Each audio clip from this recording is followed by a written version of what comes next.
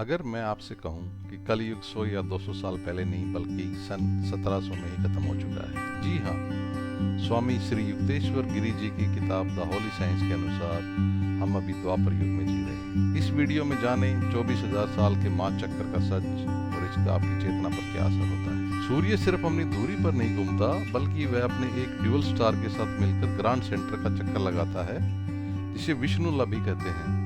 और यह चक्कर लगाने में उसे 24,000 साल लगते हैं। जैसे मौसम बदलते हैं वैसे ही 24,000 साल के चक्कर में इंसान की चेतना बदलती है।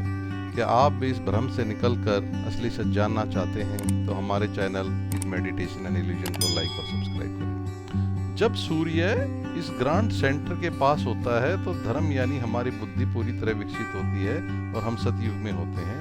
जब सूर्य इस ग्रांड सेंटर से दूर होता है तो हम अज्ञानता के अंधेरे में होते हैं, जिसे कलयुग कहते हैं। कलयुग यह 1200 साल का होता है। इसमें इंसान सिर्फ ठोस पदार्थ को ही समझ सकता है। द्वापर युग यह 2400 साल का होता है। इसमें इंसान बिजली परमाणु शक्ति को समझने लगता है। त्रेता युग यह 3600 साल का होता है। इसमें डिवाइन मैग्नेटिज्म की समझ आती है। सतयुग यह 4800 साल का होता है। इसमें इंसान पूरी तरह से भगवान स्पिरिट को समझता है।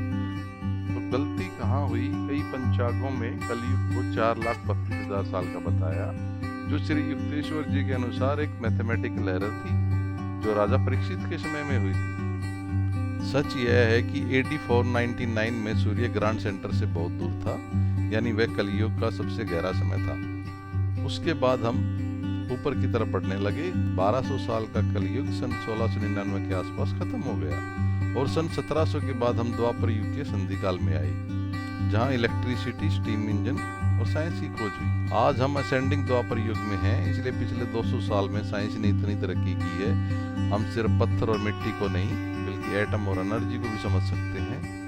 तो होली साइंस जरूर पढ़े और ये वीडियो पसंद आया हो तो हमारे चैनल को लाइक करें।